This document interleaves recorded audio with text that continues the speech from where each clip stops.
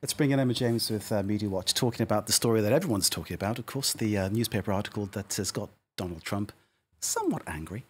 Is it likely to change anything, this big kerfuffle, if you like, in the New York Times? Indeed. Well, a lot of people really don't think it's going to change much at all, other than fuel the president's anger and suspicion and perhaps bring about some recriminations in the White House. This New York Times opinion piece was anonymous, so we don't know who's written it, whether it's a man or a woman. All we know is it is somebody senior within the organisation.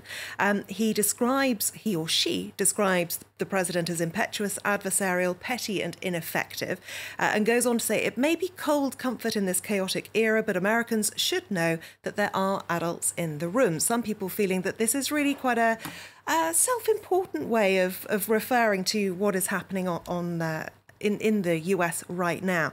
The New York Times depicting this as America really being on the precipice, and they have just a few people holding the strings there trying to keep things under control.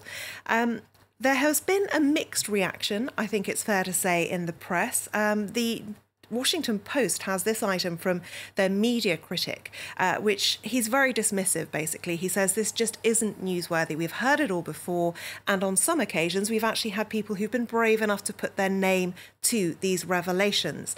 And even those who you would expect to, having been very critical of the president, you'd expect to jump on board with this perhaps, have also voiced their concerns, including David Frum. Now, he wrote Trumpocracy, the corruption of the American public. So not a big fan of the US president. However, he says this is a cowardly coup and threatens to inflame the president's paranoia and further endanger the Americans' security. He says that Trump will grow more defiant, more reckless, more anti-constitutional and more dangerous. Now, in The Intercept, Mehdi Hasan is even more strong in his language, shall we say. I'll warn you if you're going to read that one. He says that this person who's written it is no unsung hero, or indeed should be known as a member of the resistance. He or she is a coward, an opportunist, and above all else, an enabler of Trump's racism, bigotry, and authoritarianism.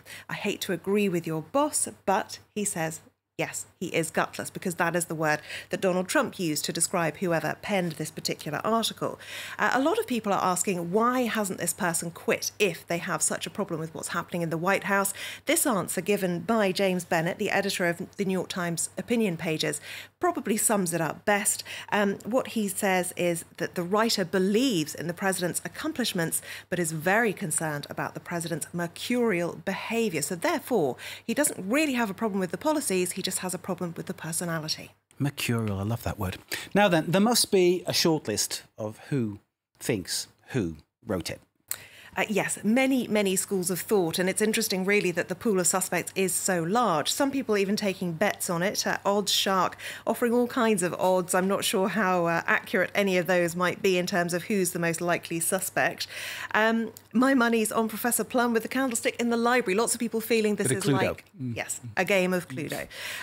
But there is one main suspect who initially came to light, and that was the Vice President himself, Mike Pence.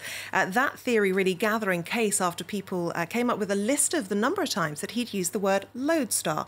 Not a very common word to use. Lots of people putting together videos showing the number of times over the years he has used that particular word. He issued a denial via his communications director, saying that he puts his name on his op-eds, and they say the New York Times should be ashamed, and so should the person who wrote the false, illogical and gutless op-ed. Now, one other explanation for the use of the lodestar word could be that it was used at John McCain's funeral by Henry Kissinger. It was even tweeted out by Merriam-Webster last week as a word of the day. Just in case you don't know, it means a star that leads or guides. Other people, though, saying perhaps this was a red herring deliberately thrown in there, because in the past, White House leakers have said they watch how other people speak. They use those phrases in order to throw people off the scent as to who the leak has come from. It's fascinating stuff. Lodestar, the word that I've learnt today. Thank you very much indeed. Now then, sad news. A big screen legend has passed away. One of my mum's favourites, Burt Reynolds. Yes, the biggest grin and probably the best known moustache in the whole of Hollywood. Burt Reynolds has died at the age of 82. Many paying tribute. The Hollywood Reporter talking about the fact that he was Hollywood's top grossing star every year from 1978 through to 1982. His career didn't end there, though. He got an Oscar nomination 15 years later for Boogie Nights, you may remember. Lots of people taking to Twitter. This quote from him: "If you hold on to things long enough, they get back in style like me." That was certainly true of Burt Reynolds, although he never went out of style as far as I'm concerned. Arnold Schwarzenegger too paying tribute to him, saying that he was one of my heroes. He was a trailblazer. Lots of people remembering him for the movies that he starred in. Of course, Smokey and the Bandit, one of his best known ones. My personal favourite, though, Cannonball Run. I used to love these outtakes at the end of the movie. This person here saying, "Somewhere Burt Reynolds and Dom DeLuise are cracking each other up." Always a joy to watch that. But of course, he was quite a trailblazer in another way too. In 1972, he posed naked for the centerfold of Cosmopolitan magazine, a way that many of us will choose to remember him. Remember James with the life and times and everything else of Burt Reynolds. Thank you very much indeed for Media Watch. Thanks to Anke for the business plus. And thanks to you for watching too. Stay with us. More to come here live from Paris.